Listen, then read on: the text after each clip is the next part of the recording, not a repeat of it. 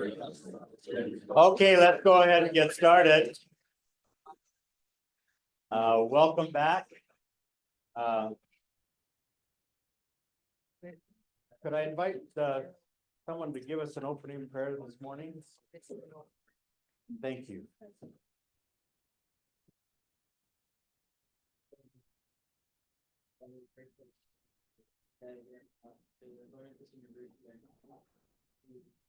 Have you given much opportunity? That we be able to have eyes to see and what people can give. Realize the privilege of being given us and how to make the choice for you to have a student.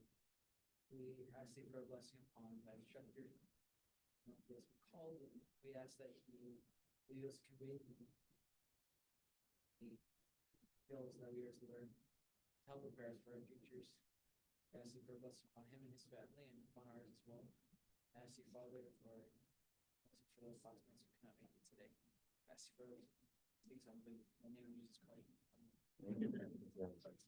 Thank you. Okay. Today we're going to talk about electric field lines, and you remember last day I told you that if we had special glasses that could see the electric field vectors at every point, it would drive us crazy. Because at every point in the room, there'd be a different vector pointing a different direction. And that's just too much information, too much information. So today we're going to learn about a technique, a gimmick, if you will, to help us visualize what the electric field looks like everywhere in the room, where it's strong, where it's weak, where it's pointing this way, where it's pointing that way. And we're going to find that that's going to pay rich dividends. We're going to find that if we understand these field lines, we can intuit what the electric field looks like in certain situations where we have a lot of symmetry. And we'll take advantage of that next Tuesday. Now, let me just remind you that up until now, all of our sources, all of the things that are creating the electric field are concentrated, are in a point, a very small location. And those point sources obey this Coulomb's law that we've been studying here. This 1/r squared, where it falls off very quickly with distance. We're going to find next week that there's lots of different ways to make an electric field. I can have a sheet of charge like we talked about on Tuesday. I could have several sheets of charge. I can have a line of charge, a cylinder of charge. And for each of those configurations, I have a different formula for the electric field. However, this operational definition of the electric field always works. Every stinking time, no matter how you found your electric field, this will give you the force, which is what you're looking for, the force. So we're going to find numerous ways to find an electric field, but only one way to get a force from that field. And again, that's because the electric field is, by its very nature, a rate. It's how much force I have for each 1 unit of charge. If I have 2 units of charge, I just multiply by 2. If I have 3 units of charge, I multiply by 3. This is like the price of a gallon of gas.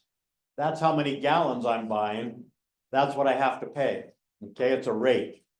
It's a rate. Now, hey, it works. Let's ask this question. And this is relevant to one of your homework problems.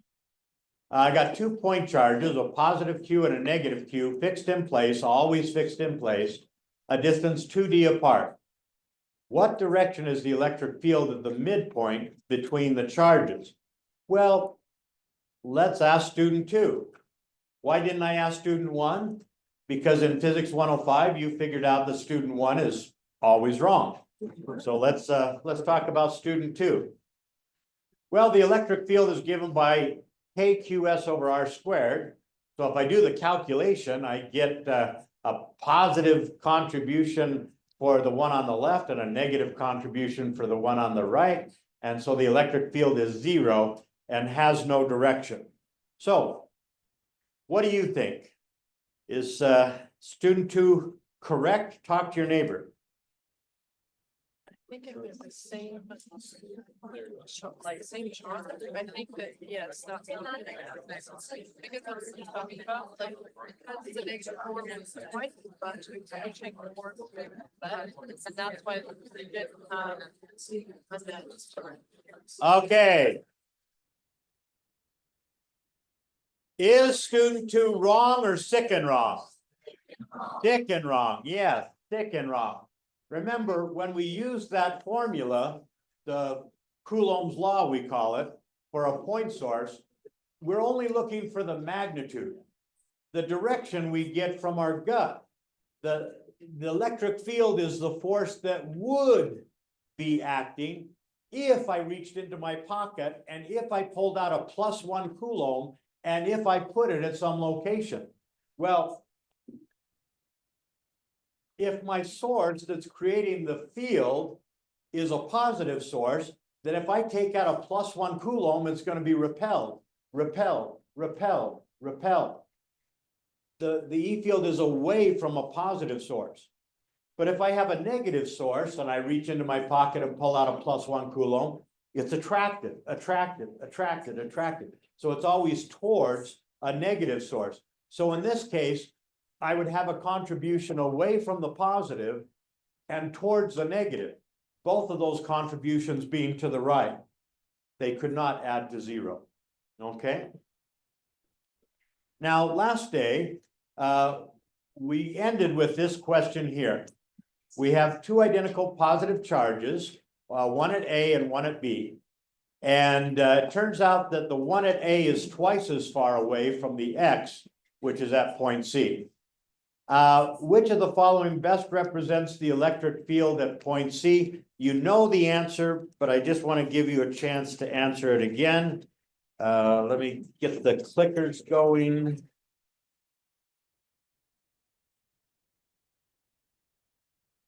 Okay, now you can click.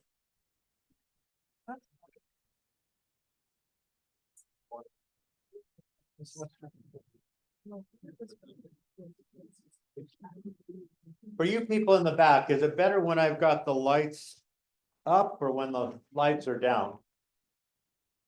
Go either this or that. Put them to death. Okay. There we go. Okay.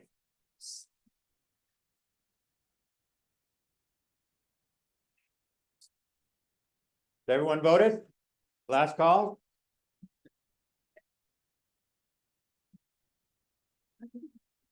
Good. Okay. Good. Yeah. We got it.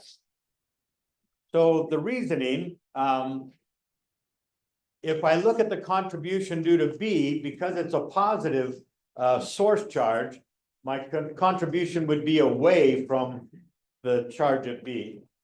And then when I look at the contribution due to A, it would be away from A, but twice as far away means 1/4 as strong. So this contribution should be 1/4 the size of that contribution. And when I add those two together, I get C, which is what you put.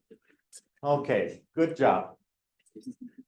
Now, in the tutorial that you watched yesterday, you found that not all sources are confined to a tight little concentrated point. And sometimes we spread that charge like peanut butter on some other object. In this case, we have a semicircular rod that we have spread the charge on. And that formula doesn't work for extended charges. It only works for concentrated charges. And so what we do in that situation, as you saw in the tutorial, is we use superposition. We break that up. Let's say we spread the charge like peanut butter, and then we imagine that that charge is really just 9 chunks of peanut butter. Now I could make it 21 chunks or 1,001 chunks, but I'm just lazy, so I just have 9 chunks of peanut butter. Now, Q that's the charge of the whole hemisphere, hemicircular rod, okay, all of the charge. So each of these is just going to be 1/9 of that. And now I just ask myself, what contribution am I going to get from this one here? Okay. Well, I'm going to get something that's away. This is a positive charge. It's going to be away from the positive. Okay. And if I look at the contribution due to this one, it's going to be away from the positive. Contribution due to that one is going to be away. Contribution due to this one. You see where this is going, right? Okay, I just keep on going.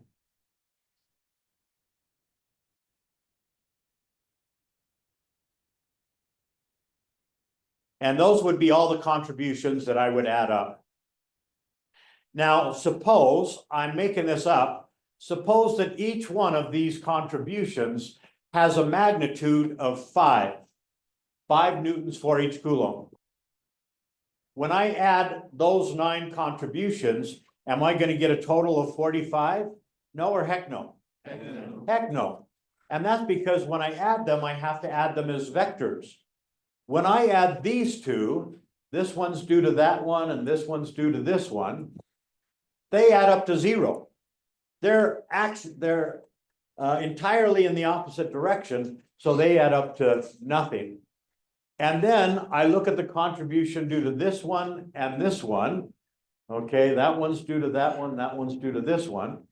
When I add those vectors together, I get something smaller than 10. Okay, and I put that on my ledger over here. This is where I'm keeping score. And then I'm going to look at the contribution due to this one and this one. Okay, that vector's due to that one and that vector's due to that one. When I add those together, it's still less than 10. And I put that on my ledger. And then I look at the contribution due to this one and this one. Okay, still less than 10. And then I add this one here, which is 5. Okay. Now, what if I scrape all that peanut butter down off of the rod and put it all right there so that all of the charge, all 9 of these chunks are right here, okay? Well, in that case, all the 9 contributions are pointing in the same direction, away from the charge. And I get 9 of these. And in that case, 9 times 5 really is 45. So that's going to be, this will be the electric field if it's concentrated in a point, and this will be the electric field if it's spread like that. And you'll see that that helps you a great deal in answering some of your tutorial homework questions. Okay, see if your neighbor's on the bus. Do a buddy check. Because out of the vectors, like you have to start from the side when you go in, when you add the vector, some of them cancel out. Yeah. And so it's gonna be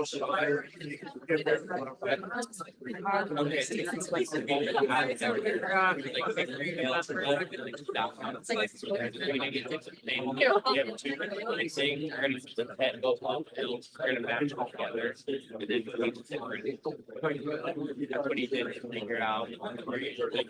Are there questions? Concerns? Okay. Now, for 31 years, I was using these tutorials at the University of Washington and then at Montana State University. And we would actually have the students turn in the homework to be graded. And so they would, write their answers and draw their drawings and everything. And when we got the homework back, we found that half of the students were putting their vectors like that, and half of the students were putting their vectors like that. Sixes, same. Everyone okay? No, that is wrong, and by wrong, I mean sick and wrong. Sick and wrong, okay? Why? Because the E field has to be at the location where I calculated the E field, and I calculated the E field at the X. I'm gonna put a test charge at the X to see how it's pushed, so I want the E field at the X. I don't even know what that means, okay? That's just don't do that, okay? And that suggests that if you're doing it like this, it suggests to me that you have a confusion between charge and field. Charge is just too many electrons or too few electrons. It has no direction, okay? There's not charge to the east, no. The charge creates the electric field, again, which is an imaginary mathematical thing that has the waffle words. What force would be exerted at that location if I were to reach into my pocket and if I were to pull out 1 Coulomb and put it there? Okay, so don't do that. Because if you're confused about the difference between charge and field, that first midterm is going to be a very bad experience for you. What's the electric field in the middle of that circle? Again, I've got a rod that's been bent into a circle, and then I've spread charge uniformly around that rod. Tell your neighbor what the electric field would be at the center of that circle. Because it all cancels out. But if it is 9 again, then there's one that wouldn't cancel out. So I guess it just depends on which one you choose to not cancel.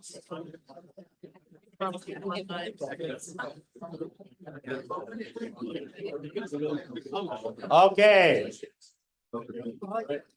Is everyone sitting next to a neighbor that said 0? Yeah. For every, if I break this up into 1,001 chunks of charge, for every chunk on this side of the circle, there's another one on the other side of the circle, and they are canceling out their contribution. And so I get 0 there. Now, this is that problem 5 in the homework that is due tomorrow. And we have a positive QA over here. And we have a QB that we're not told what it is. But we are told that if we put a third charge at the X, it feels no electric force, okay? And we are asked to find the net electric field at the X. Now, as I've told you before, many of these homework problems, most of these homework problems, are old exam questions from years ago. And when this was put on an exam, I had a large number of students just completely high-centered. Okay, they just spun their wheels for a long period of time trying to figure this out. And what they were doing is they were looking at this equation here and saying,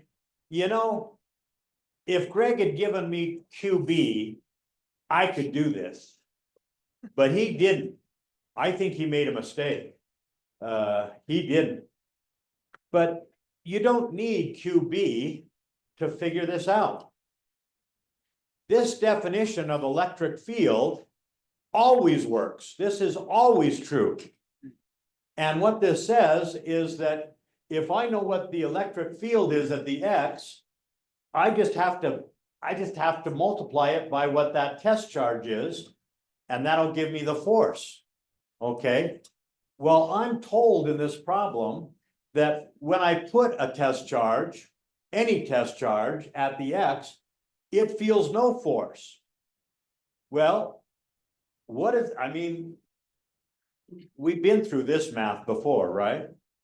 What does this have to be in order for that to be zero? It's got to be zero, okay?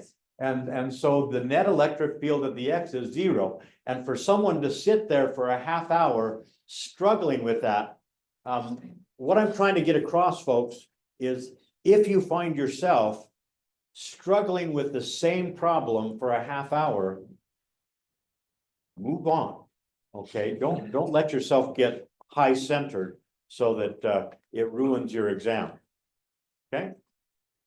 Now, the next part asks us to find the electric field at the X due to QA alone. Well, in that case, I would plug into this formula here. And if I plug in, there it is.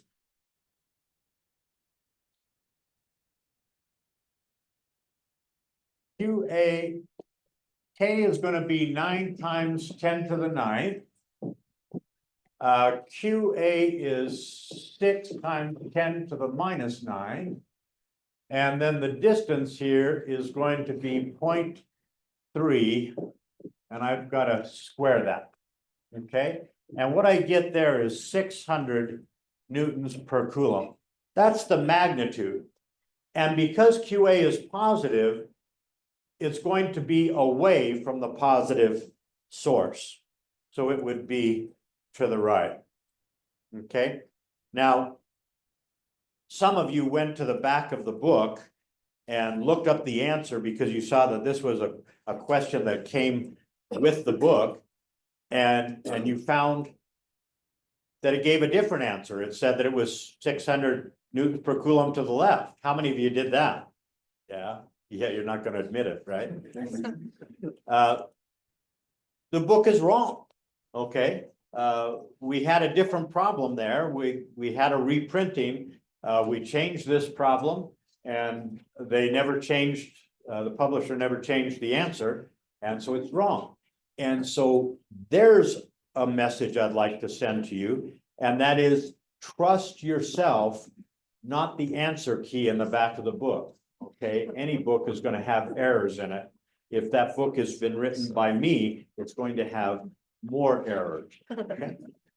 Now, if the total electric field at that X is 0, that means that the electric field due to QB has to be 600 newtons per coulomb to the left.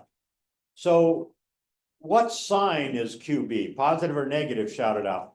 It's got to be negative. Now, there's two ways to go about this.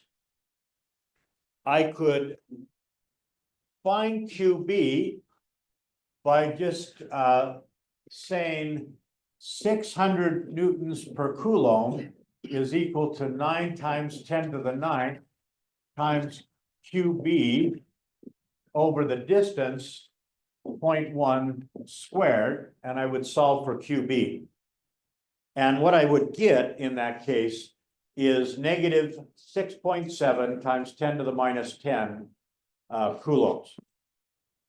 Now, there's another way of doing that, a way that's more intuitive, and that is that if those two charges were the same size but different sign, since QB is 3 times closer to the X than QA, I would get a contribution from QB that would be 9 times bigger. 3 times closer, 9 times bigger. And I don't want that. I want the two contributions to cancel each other. So that means that the charge on B had better be 1/9 as big. And if I take QA, divide it by 9, and put a minus sign in front of it, that's what I get.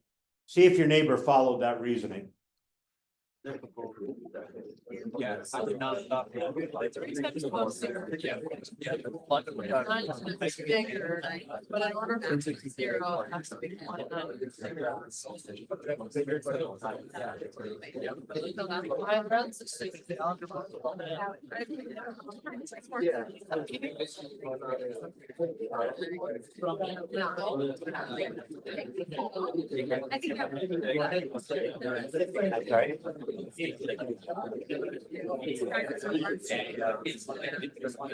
Oh, yeah, microcoulombs is 10 to the minus 6. I understand how it gets to 9 times bigger than 2 times closer. Yeah, but I don't understand why it turns out.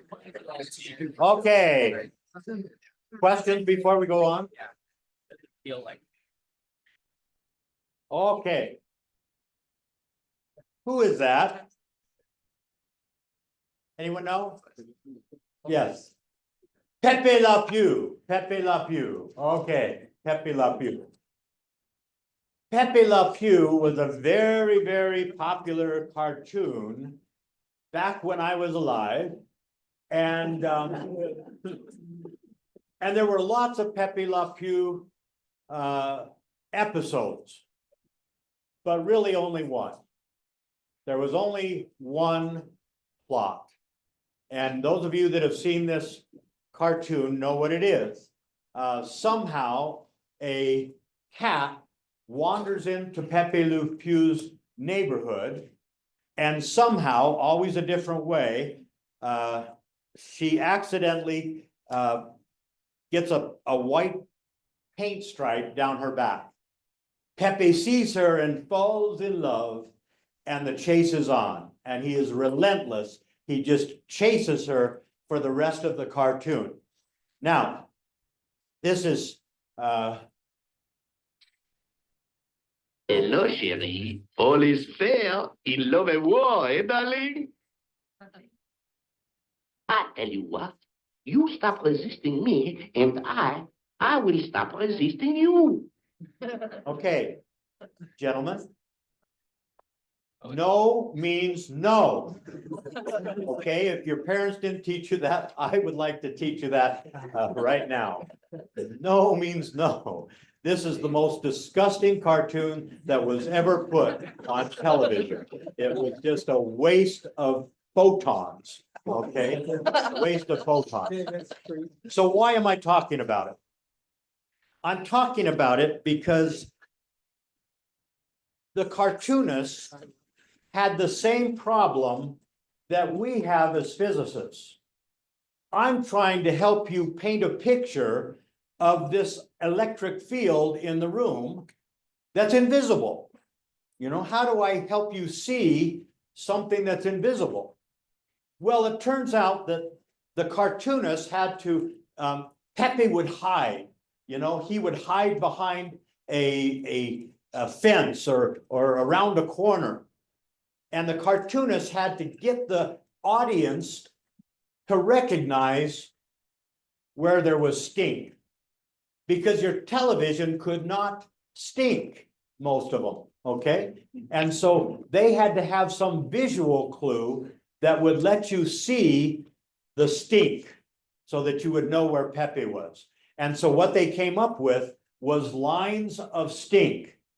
And we're going to use that same technique, only it's going to be lines of electric field.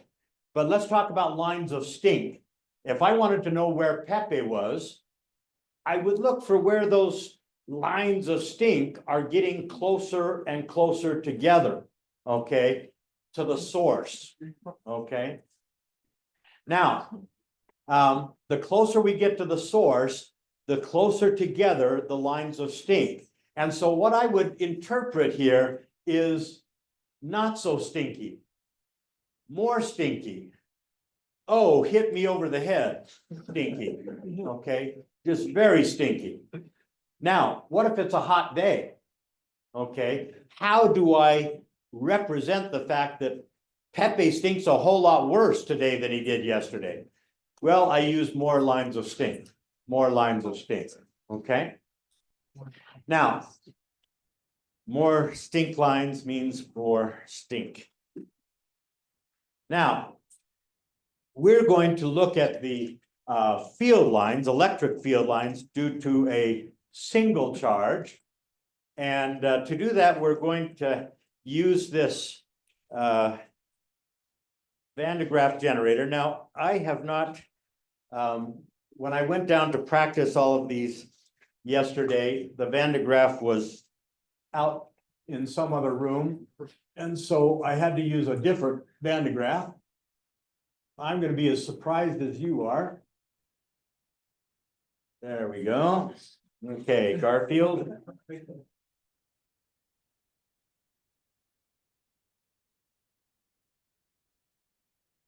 Way surprised.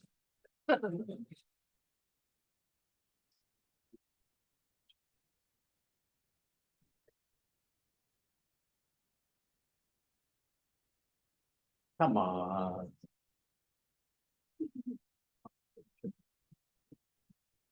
Ah, there we go. Okay. You just have to want it.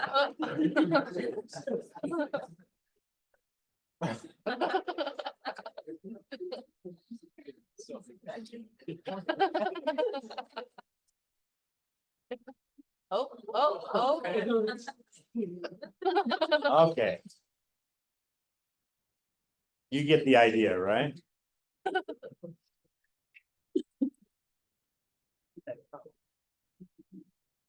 Okay, let's see what happens with Barbie.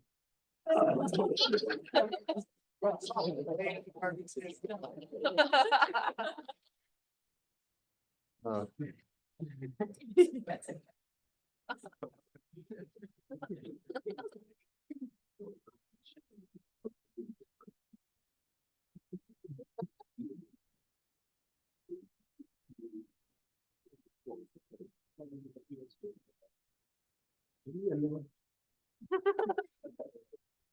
All that good.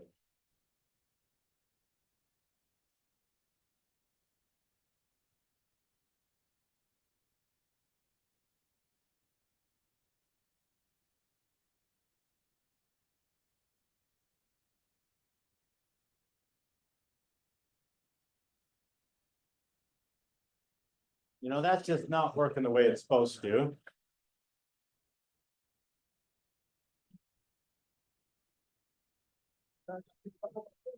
Jennifer, would you run downstairs to the demo room and ask them for a different Van de Graaff? Tell them this one is not doing what it's supposed to.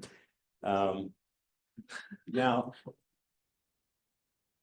while she's going to get that, we will try one more time. I've just got a bunch of little pie tins. Now, those are going to get charged up as the electrons try to get as far away from each other. And then once the pie tins get charged up,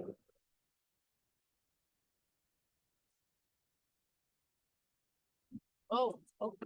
we make a mess.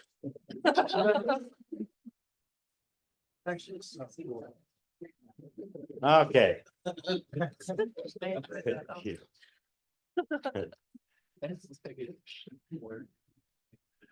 Oh. Rice Krispie.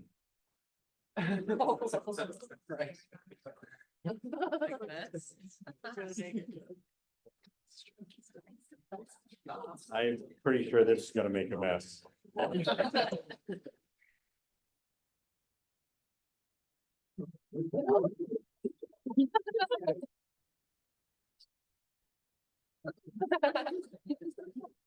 Okay.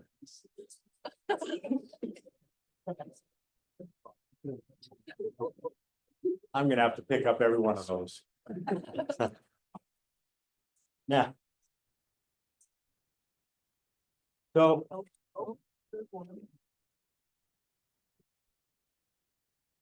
we're gonna find next week that it takes 30,000 volts to throw a spark through dry air about a centimeter. And so we have quite a large voltage there. But we're gonna find that it's the amperage that kills you, not the voltage. And they're very small current. Okay? Oh, ouch. They have a little foot pedal to turn that off so you don't get that, but I didn't want it. Does anyone have fine blonde Scandinavian hair that would be willing to be a test? Come on down, sir. Okay. Let's see.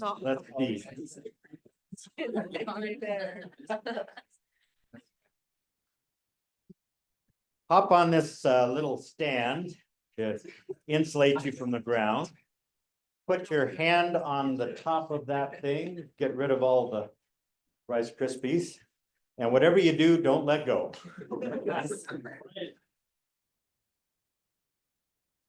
I'll pick these up.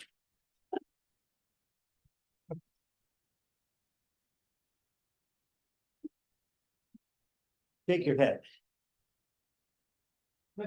Oh, there we go. Yeah. Okay.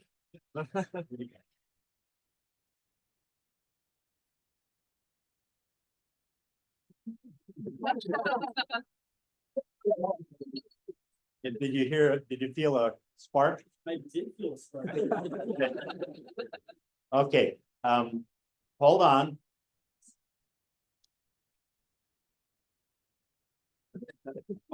Let's give him a hand, folks.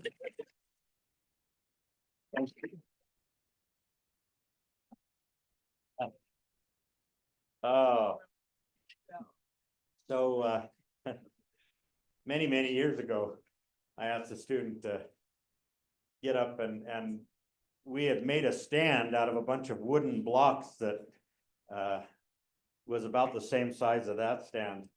And the student was up there just going, ow, ow, ow. And later we realized that we had made the wooden stand by taking a whole bunch of wood blocks and nailing them together with 16 penny nails. So it was arcing to ground. Ow.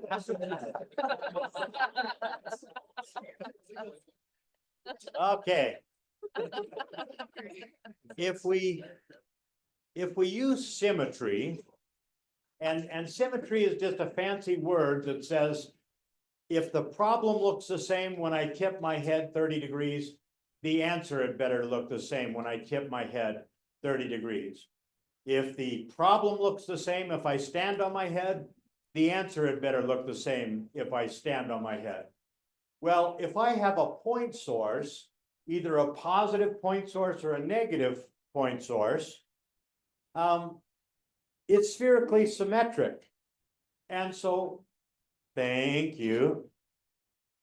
So if I'm 10 centimeters away from that source this direction, I should get exactly the same electric field as if I'm 10 centimeters away in that direction, in any direction. And since it's the distance between, remember the stink lines, when they're closer together, it's stinkier. Well, when these field lines are closer together, the electric field is stronger. And thank you. And so that means it has to be symmetric all the way around. So this spacing here always has to be the same. And you see that these pictures, which came out of my competitor's textbook, are not quite right. But more importantly, that one is sick and wrong. And the reason is field lines are not vectors. Okay, field lines are not vectors. A vector has the arrowhead at the end of the line, and it's straight. You'll never, ever see a curved vector, because a vector only gives you the direction at one location, and there can be only one direction for that vector quantity. But field lines, we're gonna see, can bend. They can be very, very complex. And so what we do is we put the arrowhead in the center of the line to indicate that it's a field line and not a vector. So don't do that. And don't buy his book. Okay? Now, I'm going to change gears here a little bit.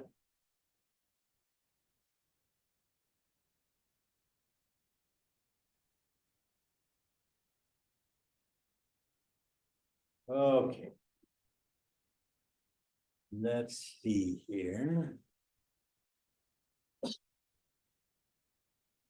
Hold on with the.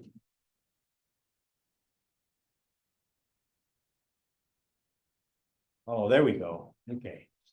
I was wondering where that went. This program that I'm going to show you was written many, many years ago in the 90s, early 90s. And it was written by a friend of mine, David Trowbridge. And David and I, you remember I told you about Lillian McDermott, the principal author of your tutorials, one of the greatest physics educators of our time. And her first graduate student was David Trowbridge. But because the world wasn't ready for the field of physics education research, he wasn't able to find a teaching position at a university. And for a while, he and I shared an office.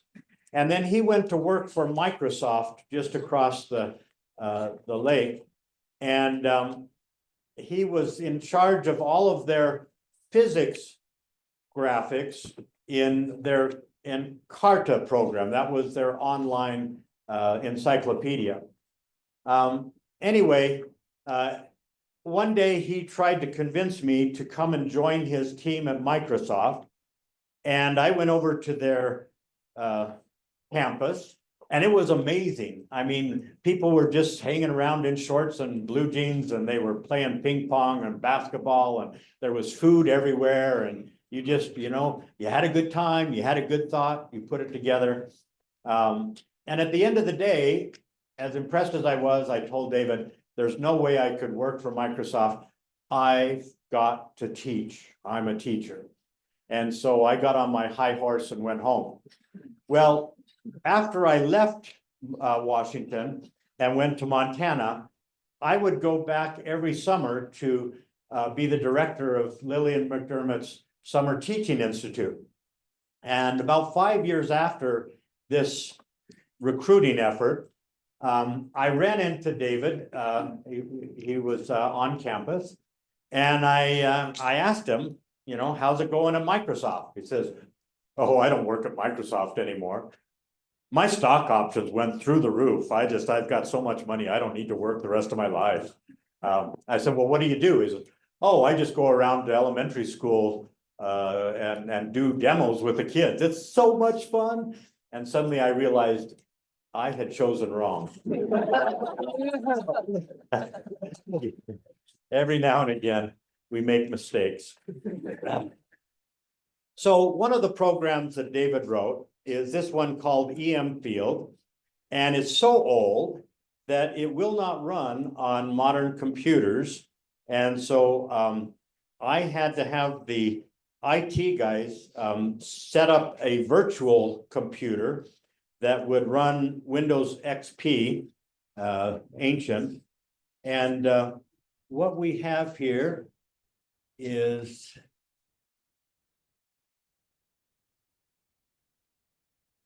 I can choose different sources, and I'm going to take a -4, it might be -4 coulombs, -4 microcoulombs, nanocoulombs, it doesn't matter. It's just, this is going to be a +5.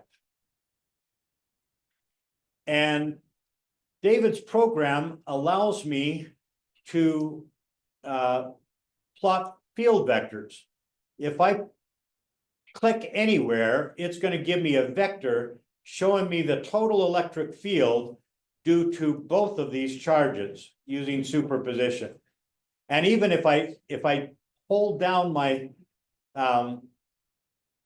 my mouse button, I can move it around and you can see that eventually it gets too large. Okay. Now, you see what we're doing? We're trying to visualize that electric field. And if I just kept on clicking, there would be an infinite number of these vectors, and that's hard to kind of process. So let's get rid of that. And he has something called a directional arrow. And a directional arrow is like the field vector, but it's always the same length. It's always that same length. So what I'm going to do with that is I'm going to come here close to that 5, the +5, and I'm going to click. And then I'm going to go to the end of the arrow and I'm going to click again. I'm going to go to the end of the arrow and I'm going to click again. And I'm going to keep on doing that. I'm going to walk around. Anyone want to guess where this is going to end up? 4. A rainbow here.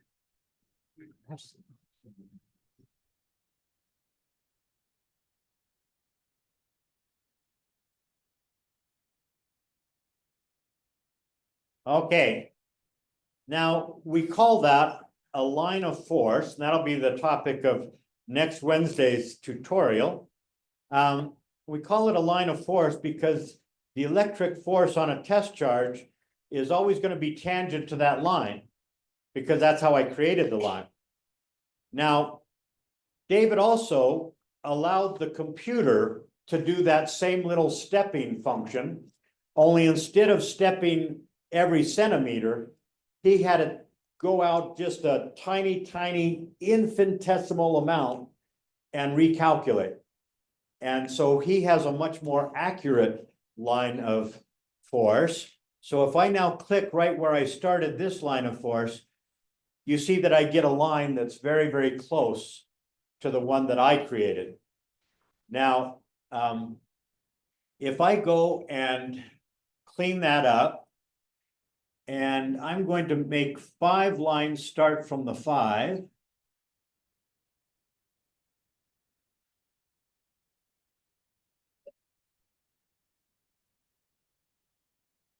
And I'm trying to make those evenly spaced, but I'm not that good.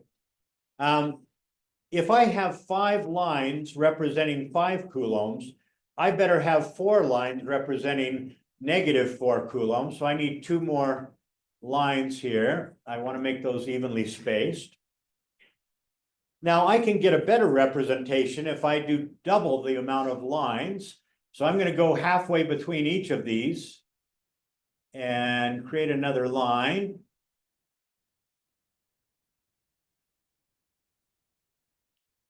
And now I've got 10 lines over here, and I've got 1, 2, 3, 4, 5, 6, 7. I need 8, so I put that one in there. Now, this is the way that we visualize what the electric field looks like everywhere without having a bunch of arrows to deal with. So let me go back to the field vectors. And you see that when I'm close to a line, the field vector is tangent to that line. Okay? Because that's how we created the lines. It's tangent to the field lines. And also notice that when the field lines are far apart, I get a weak electric field.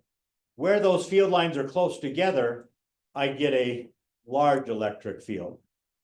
And that's how we use field lines to represent the electric field everywhere in the room. See if your neighbor's on the bus. Do a buddy check. Okay, yeah. I think it's really cool that they goes past it. No, if you go like. Yeah. It's.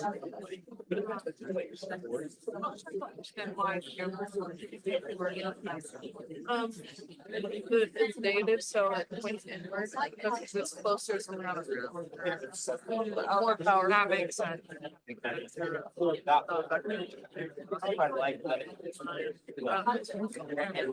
look like a bunch of people. I know, right? But it's. Oh, what's the other tire? These are good. Yeah. It was the other.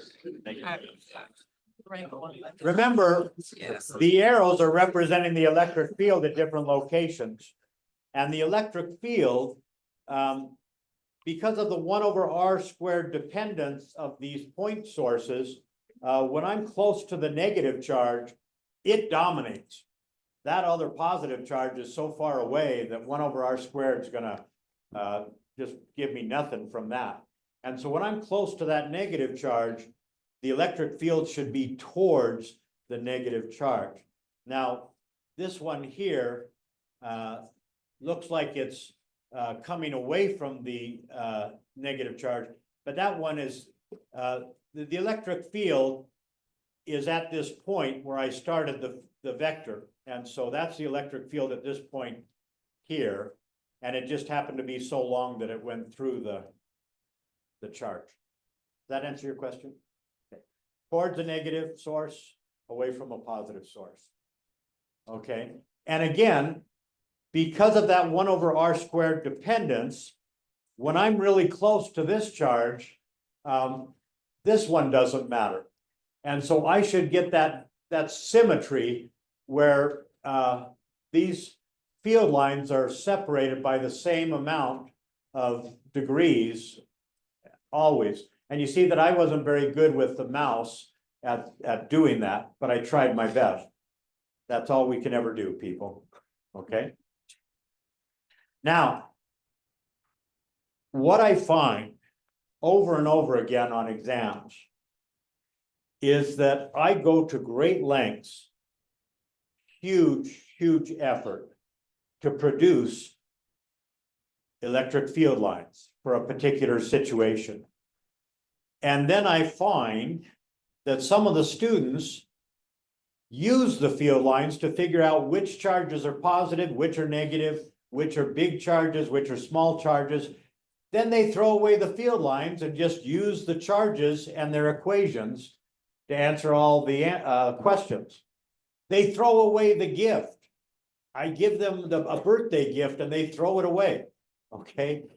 The field lines tell you everything you need to know about the electric field. So let's go back and practice this. First of all, as a summary, the direction of the E field vector at any point is always tangent to the line. Now, there's two ways to be tangent to a line, okay? If I look at,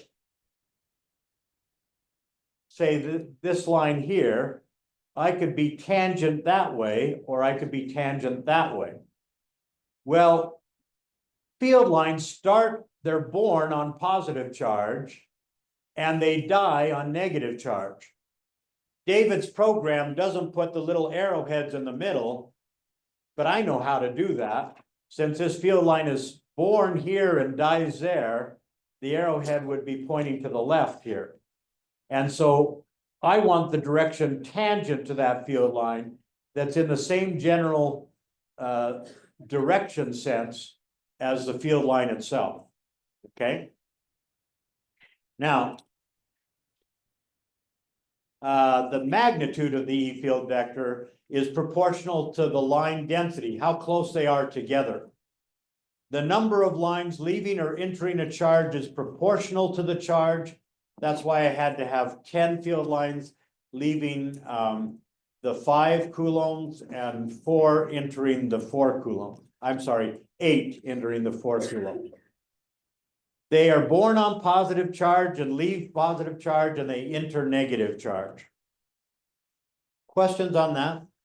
Yes, sir. What do you mean by enter? Like, does the field kind of disappear once it enters or, Tangent to the, let me get closer. okay. So it leaves the positive charge and then it goes into the negative charge. Is that just kind of, does it just end like the magnetic field once it gets there? Or is Oh, it- we're not gonna talk about magnetic fields till or we get to electric field? electric, yeah, they're born on positive charge, die on negative charge, but you don't want to give them some sort of reality. Okay, these are just a way to visualize. This is, we're painting a picture, okay? And so we don't want to ask questions like, well, where do they go once they get to the negative charge? What do they eat? How do they live? You know, Okay. it's, once they get there, they're gone, okay? So let's look at these field lines and ask ourselves, what direction would the force point on a small positive test charge at points 1, 2, and 3? So with your neighbor, try to sort that out. Explain to your neighbor how you would draw an arrow at 1, 2, and 3 to represent the force on a little positive test charge.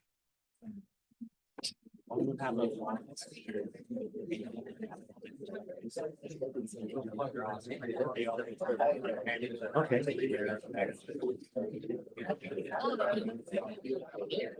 Yeah, it's gonna go same like a straight line.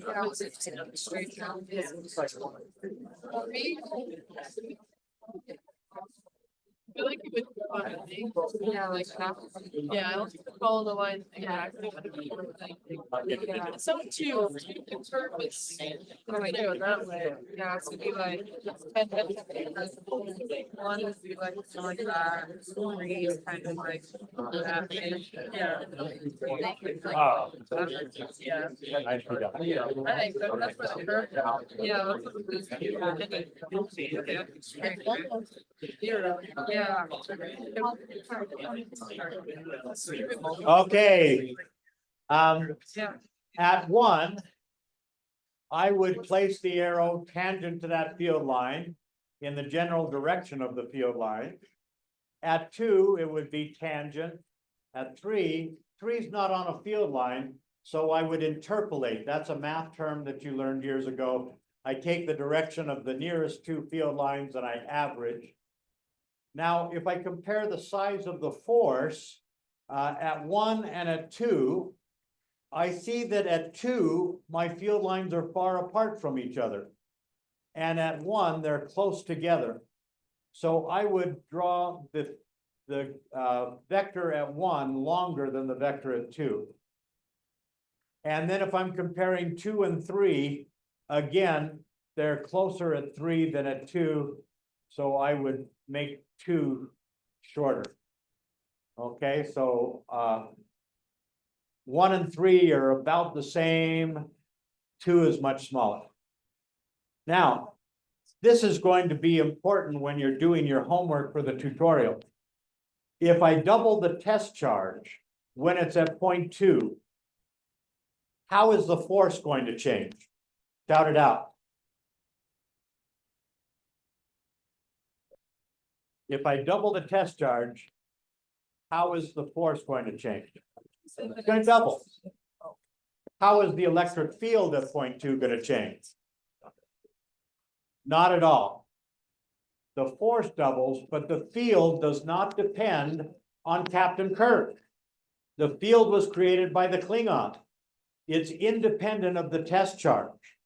Okay, and so that electric field at point 2 is the same whether I'm putting a nanocoulomb at 2, microcoulomb at 2, or 3 coulombs at 2. The electric field is created by A, B, and C, not the test charge, not the test charge. So what would you call that, Anthony? Would you call that totally successful? Totally, that's, okay. Well. No, like.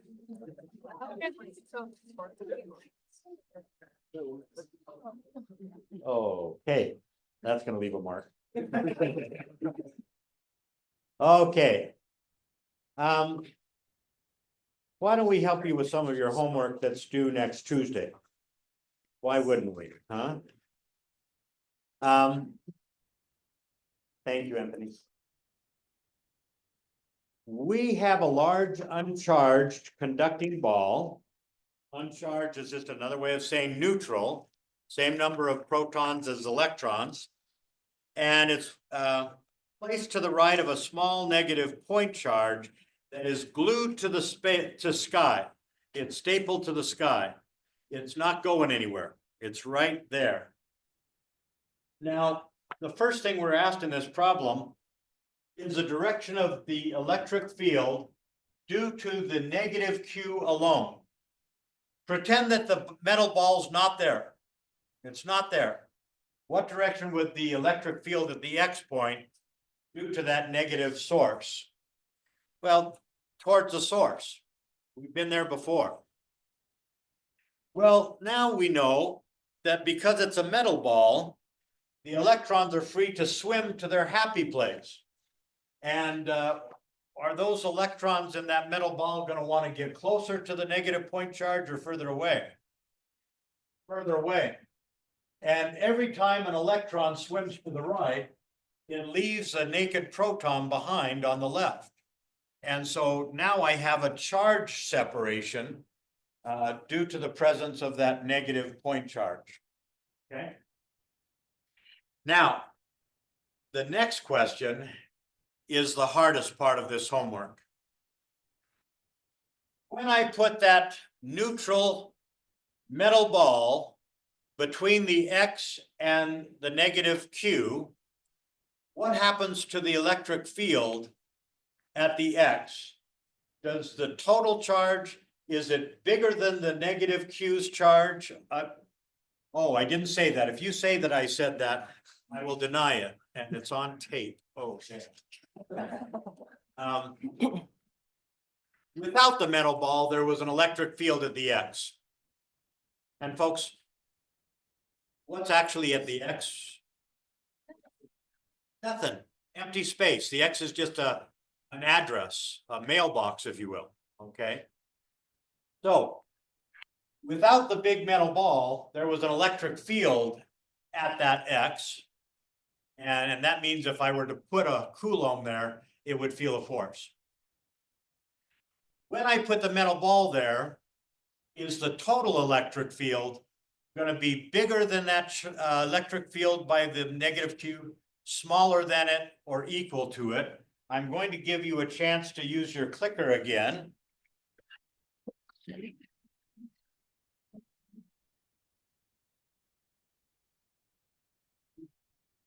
Okay, now you can click.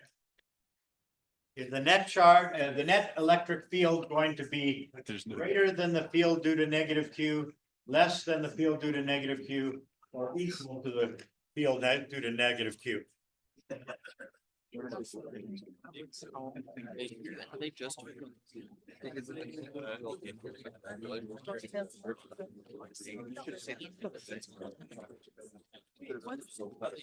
I just thought too, the only thing that actually has it.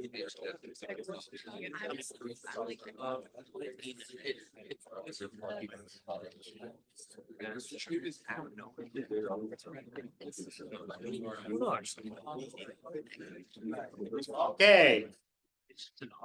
Last call.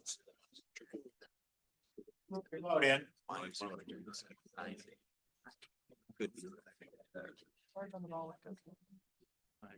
Whoa, we're all over the map.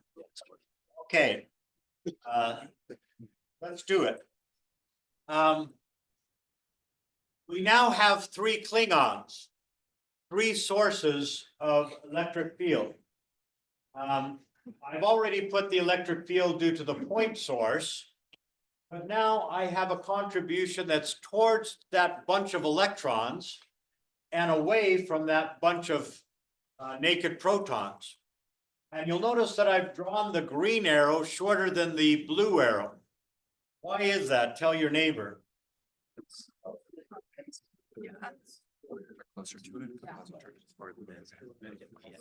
I hope you told your neighbor that the electrons are closer to the X than the naked protons.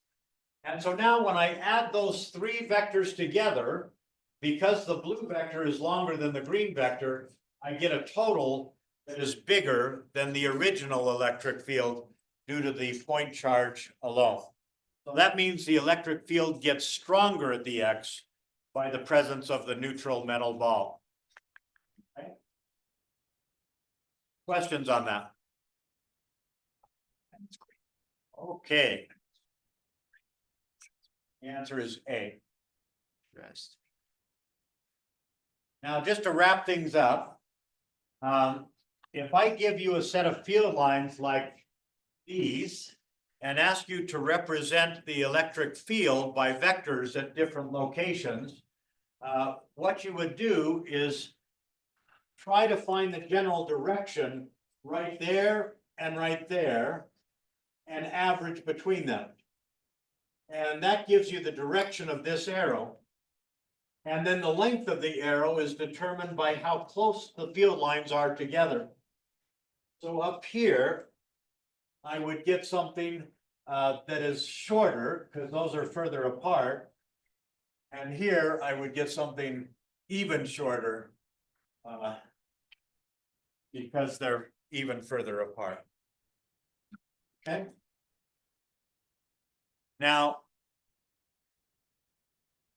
last day I gave you a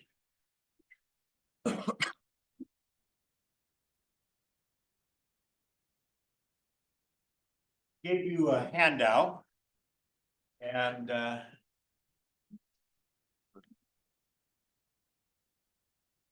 we go. If you get yours out, if you don't have yours, raise your hand and Jennifer, could you help? Hand up, put your hand up if you don't have one of these. These are bad people, Jennifer. Take it to the bad people.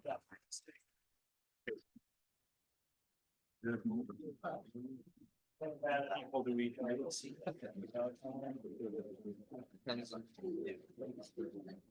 Anything I can do to feel good? Daddy's back here.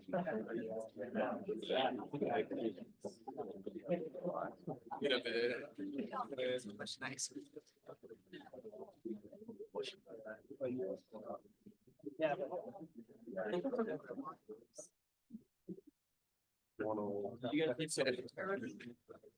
Okay, anyone not have one that needs one?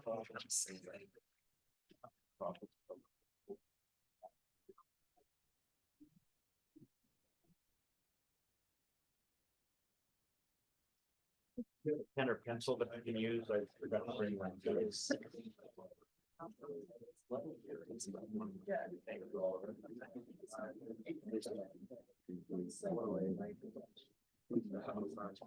I love that.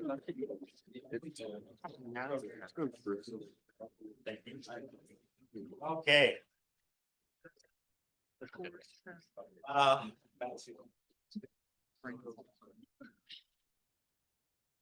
What we have, Two separate charges. we have two identical conducting balls, completely identical to each other, A and B. And they're attached by insulating strings to stands at different heights as shown. When the two stands are brought closer to one another, the balls are observed to hang as shown, meaning that the two conducting balls are attracting each other. It is known that the two balls do not have the same magnitude of net charge. So we're asked to draw free body diagrams for ball A and ball B. So I'm going to draw a free body diagram for ball A, and I'm going to draw it incorrectly. Okay.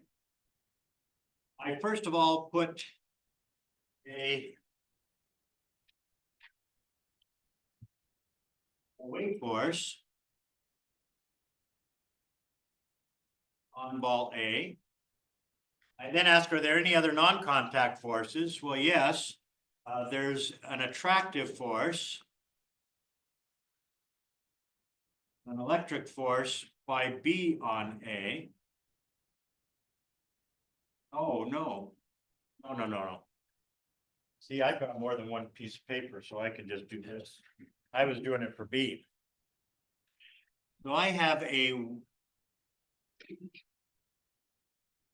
have much space up here. Gravitational force on A.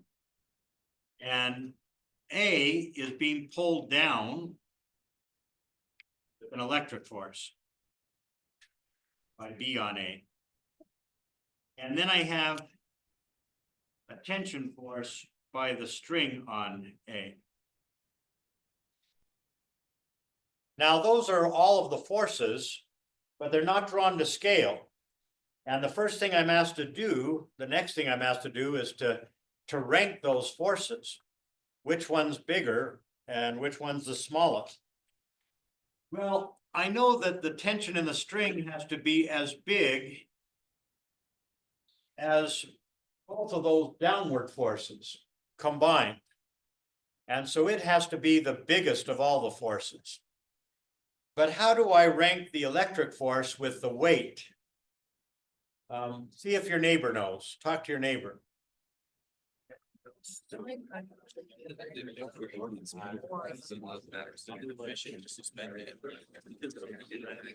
They're identical bolts, so you're wrong. It's just the tension, it's just the electric, it's just the Same way. Okay. Yeah, I do that is by drawing a free body diagram for B. B has exactly the same weight as A. And now the pole on B, the electric pole, is going to be up.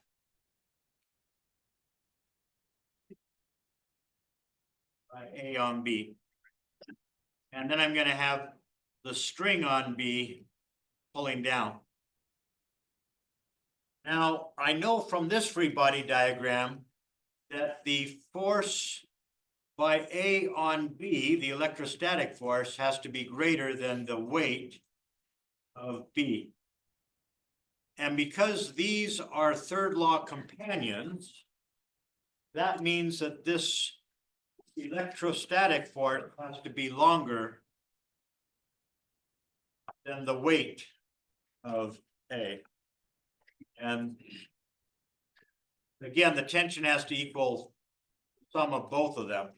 And so the tension on A is going to be the biggest. That's going to be, the next one's going to be the electric force by B on A. And the smallest is going to be the gravitational force, the earth pulling on A. See if your neighbor followed that.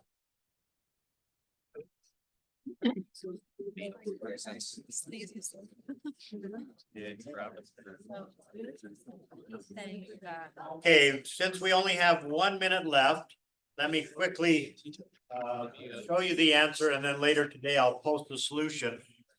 If I move B up to where it touches A, they split the charge. There's no reason for the charge to prefer one of those identical metal balls over the other. And so now they will have the same sign of charge, and they will both be charged either positive or both negative. And so now they'll repel each other. So B is going to hang down. And if I look at a point halfway between A and B, field due to A is going to cancel the field due to B, and there will be no electric field at that location. Okay, folks, thanks for being here today. Anyone wants to come up? Don't recognize me. Hand on the.